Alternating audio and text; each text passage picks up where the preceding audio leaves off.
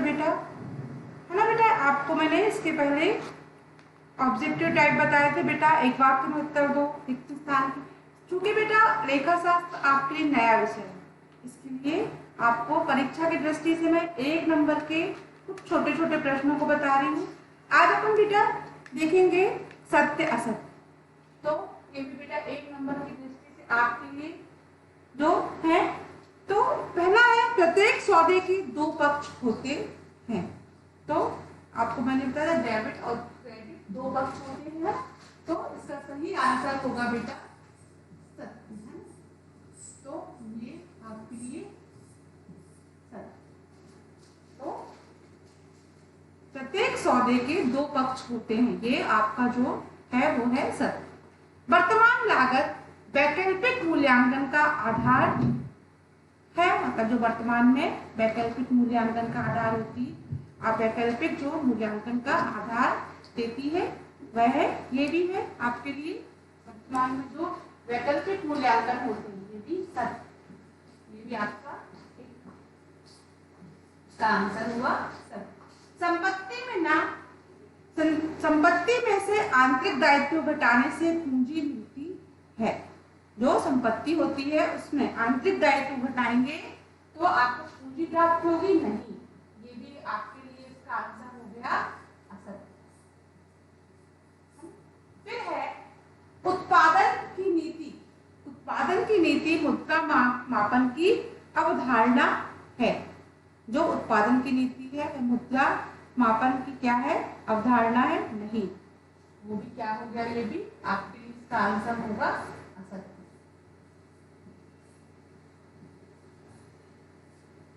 द्विपक्षीय सिद्धांत पर आधारित चिट्ठा आधारित है। जो द्विपक्षीय सिद्धांत है उसका आर्थिक चिट्ठा पर वो क्या होती है, आधारित होती है। तो द्विपक्षीय जो सिद्धांत होता है आर्थिक चिट्ठे पर आधारित होता है, ये सत्य है। फिर है लेखांकन में व्यापारिक लेन देन। जो लेखांकन है उसका व्यापारिक लेन देन लेखा द्विपक्षीय आधार पर होता है नहीं, ये हो गया असत्य। फिर है पूंजी बराबर संपत्ति माइनस दायित्व। तो पूंजी बराबर संपत्ति माइनस दायित्व, तो ये आपके लिए इसका आंसर है, ये सत्य है। फिर है लेखांकन अवधि समानता 1 वर्ष की होती है, ये भी सत्य है। लेखांकन अवधि 1 वर्ष की होती है। फिर है 9वां चालू व्यापार की अवधारणा के अनुसार। जो चालू व्यापार है उसकी अवधारणा के अनुसार व्यापार को अनिश्चित आयु का माना जाता है। व्यापार जो करते हैं अपन वह उसकी आयु कैसी होती है, अनिश्चित होती है, ये सत्य है। अंतिम स्टॉक का मूल्यांकन। जो अंतिम मूल्य का स्टॉक है वह समानता लागत मूल्य और बाजार मूल्य दोनों में से अधिक हो कर किया जाता है। तो अंतिम मूल्य का जो अंतिम स्टॉक का मूल्य समानता लागत मूल्य और बाजार मूल्य दोनों से अधिक हो पर किया जाता है, ये असत्य है। तो इसका आंसर होगा बेटा असत्य। ये परीक्षा की दृष्टि से आप लोग को 1 नंबर के छोटे छोटे प्रश्न हैं, आप इनको बुक में देखोगे और इसका आप रिवाइज करोगे। व्यवसाय की इकाई को इसका स्वामी को पृथक माना जाता है। जो व्यवसाय की इकाई है इसके स्वामी को क्या माना जाता है, पृथक माना जाता है। जो व्यवसाय होता है तो वह उसका स्वामी हुआ, है ना, तो ये आएगा सत्य। तो ये परीक्षा की दृष्टि से बेटा 1 मार्क्स वाले ये प्रश्न है, आप इनको परीक्षा के लिए तैयार करोगे और इनको देखोगे। हाँ, फिर इसके बाद है बेटा सही जोड़ी बनाएंगे। तो सही जोड़ी में वर्तमान समय में लेखांकन का सिद्धांत। तो वर्तमान समय में जो लेखांकन का सिद्धांत है वह क्या है, तो उसके लिए आपको इसके लिए द्विपक्षीय सिद्धांत। वर्तमान समय में लेखांकन का सिद्धांत क्या है, द्विपक्षीय। तो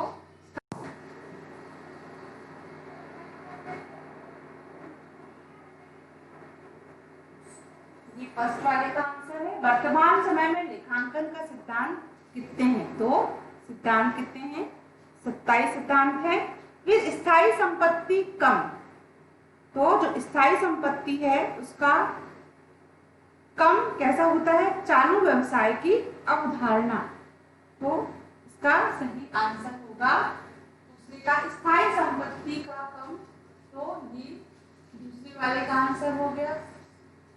ठीक है। फिर है दोनों पक्षों का प्रभाव।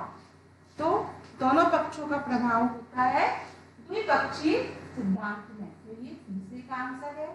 फिर संभावित हानियां, तो संभावित हानियां जो है वह होता है रूढ़िवादिता का सिद्धांत। तो ये चौथे का आंसर हो गया। फिर पांचवा है वित्तीय विवरण बनाया जाना। जो वित्तीय विवरण है वह कैसे बनाया जाता है? तो उसकी लेखांकन अवधि की क्या होती है? मान्यता होती है। तो वित्तीय विवरण बनाया जाता है लेखांकन अवधि की मान्यता पर। तो ये इसका पांचवे का आंसर ये हो। फिर छठवा है स्टॉक का मूल्य क्या होता है? स्टॉक का मूल्य होता है दूरदर्शिता पर परिवर्तनीय सिद्धांत। तो इसका छठवे का आंसर हो गया ये। फिर है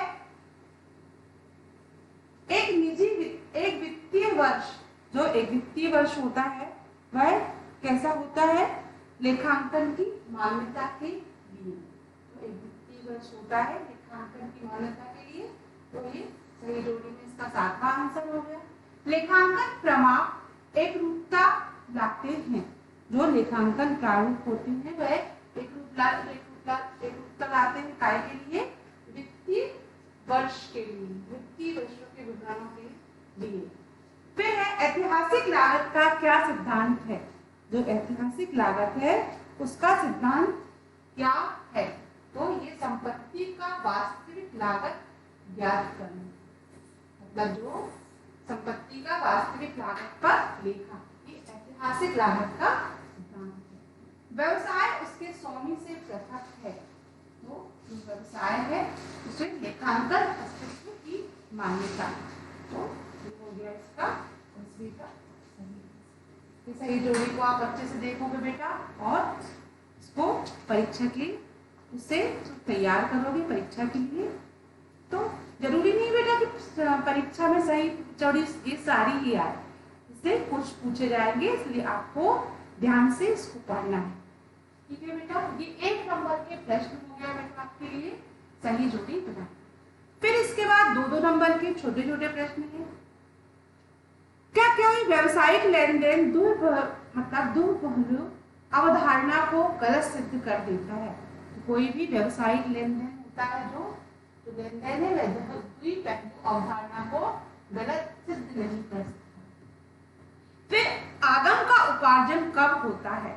आगम का उपार्जन उस समय होता है जब माल सेवा ग्राहक को हस्तांतरित कर दी जाती है। जो आगम होता है उसका उपार्जन माल या सेवा ग्राहकों को हस्तांतरित कर दी जाती है। फिर लेखांकन की किस अवधारणा में लेखांकन को आदत व्यय, पूर्वदत्त व्यय, उपार्जित और अनुपार्जित आय का समायोजन करना आवश्यक होता है? तो अनुरूपता का मिलान जो है अवधारणा के अनुसार आदत व्यय, पूर्वदत्त व्यय, उपार्जित और अनुपार्जित आय का समायोजन आवश्यक होता है। तो समायोजित करना क्या होता है? आवश्यक होता है। तो ये परीक्षा की दृष्टि से बेटा 2 नंबर के प्रश्न हो गए। फिर खाते तैयार करते समय, जो खाते होते हैं उनको तैयार करते समय महत्वपूर्ण सूचनाओं ईमानदारी के साथ प्रकट की जानी चाहिए, उन्हें छुपाया नहीं जाना चाहिए। आप इस बात से सहमत हैं? हाँ, यह सत्य है। खाते तैयार करते समय आपको महत्वपूर्ण तथ्यों और सूचनाओं को ईमानदारी के साथ क्या करना चाहिए? प्रकट करना चाहिए। फिर क्या आप इस बात से भी सहमत हैं कि पद्धति का उपयोग स्थिरता, एकरूपता के साथ किया जाना चाहिए? बार बार आप इस बात से सहमत हैं कि लेखांकन पद्धति का उपयोग स्थिरता, एकरूपता के लिए किया जाना चाहिए। हम दिए गए कथन से क्या है, सहमत हैं। फिर है आधारभूत लेखांकन मान्यता लिखिए। तो जो आधारभूत लेखांकन मान्यताएं हैं वह 3 आधारभूत मान्यता, लेखांकन की 3 आधारभूत मान्यताएं हैं। तो पहला, चालू व्यवसाय के लिए सुदीर्घ संस्था, संगतता और उपार्जन, ये लेखांकन की 3 आधारभूत क्या है, मान्यताएं हैं। तो बेटा परीक्षा की दृष्टि से आपके लिए 2 नंबर वाले प्रश्न। उसके बाद है द्विपक्षीय अवधारणा को सापेक्ष में बताइए। तो इस अवधारणा के अनुसार व्यवसायिक लेन देन के 2 पक्ष होते हैं, है ना, डेबिट पक्ष और अवधारणा के अनुसार व्यवसायिक लेन देन के कितने पक्ष होते हैं, 2 पक्ष होते हैं, डेबिट तथा क्रेडिट। और प्रत्येक लेन देन का दोनों पक्षों में समान प्रभाव पड़ता है, इसलिए दोनों पक्ष योग कैसा, दोनों पक्षों का योग सदैव कैसा होता है, एक जैसा या एक समान होता है। मान लीजिए डेबिट में अगर आपका पूरा जोड़ दोनों पक्षों का अगर योग आया 50, तो क्रेडिट का योग भी 50 होगा। तो ये द्विपक्षीय अवधारणा के सापेक्ष बताइए। 2 पक्ष होते हैं, क्रेडिट पक्ष और डेबिट पक्ष, और लेन देन का दोनों पक्षों में समान प्रभाव पड़ता है और इन दोनों को योग सदैव समान रहता है। फिर है व्यवसाय अस्तित्व अवधारणा क्या है। व्यवसाय अस्तित्व अवधारणा के अनुसार प्रत्येक व्यावसायिक संस्था अपने स्वामी लेन देन पक्षों को पृथकता पूर्वक मानी जाती है। फिर चालू व्यवसाय अवधारणा क्या है। चालू व्यवसाय अवधारणा के अनुसार यह माना जाता है कि व्यापार भविष्य में दीर्घकाल तक चलेगा और अर्थात व्यवसाय का निकट भविष्य में समापन नहीं होगा। तो चालू व्यवसाय अवधारणा क्या है, जो व्यवसाय है मतलब अवधारणा के अनुसार यह माना जाता है कि व्यापार जो है भविष्य में दीर्घकाल तक चलेगा और व्यवसाय का निकट में भविष्य में समापन नहीं होगा। ये आपके लिए परीक्षा की दृष्टि से छोटे छोटे प्रश्न है बेटा, 2 नंबर। फिर है मुद्रा अवधारणा क्या है। इस अवधारणा के अनुसार लेखांकन में केवल उन्हीं लेन देनों एवं घटनाओं का लेख किया जाता है। मुद्रा माप अवधारणा क्या है। तो इस अवधारणा के अनुसार लेखांकन में केवल उन्हीं लेन देनों घटनाओं का लेखा किया जाता है जिससे मुद्रा में व्यक्त किया जा सके और अन्य घटनाओं को नहीं, चाहे वे कितनी भी महत्वपूर्ण क्यों ना, केवल मुद्रा के लेन देन और घटनाओं को मुद्रा में व्यक्त किया जा सकता है। फिर लेखा अवधि अवधारणा क्या है। इस मान्यता के अनुसार व्यवसाय में जीवन काल में सुविधा की दृष्टि से छोटी छोटी लेखा अवधियों में क्या किया जाता है, बांट दिया जाता है। अवधि के व्यवसाय में लेखों का सारांश मालूम किया जाता है। इन छोटी छोटी अवधियों को लेखांकन में लेखा अवधि कहते हैं, से लेखा अवधि अवधारणा कहते हैं। मान्यता के अनुसार व्यवसाय के जीवन काल में सुविधा की दृष्टि से इन्हें छोटे छोटे लेखाओं में अवधियों में क्या कर दिया जाता है, बांट दिया जाता है और अवधि में व्यवसाय के लेखों का सारांश भी क्या किया जाता है, मालूम किया जाता है और छोटी छोटी अवधि में लेखांकन में लेखा अवधि कहते हैं। तो ये आपके 2 नंबर वाले छोटे छोटे प्रश्न थे बच्चों। परीक्षा की दृष्टि से आप इन्हें देखेंगे, याद करेंगे और परीक्षा के लिए इन प्रश्नों को तैयार करेंगे। धन्यवाद बच्चों।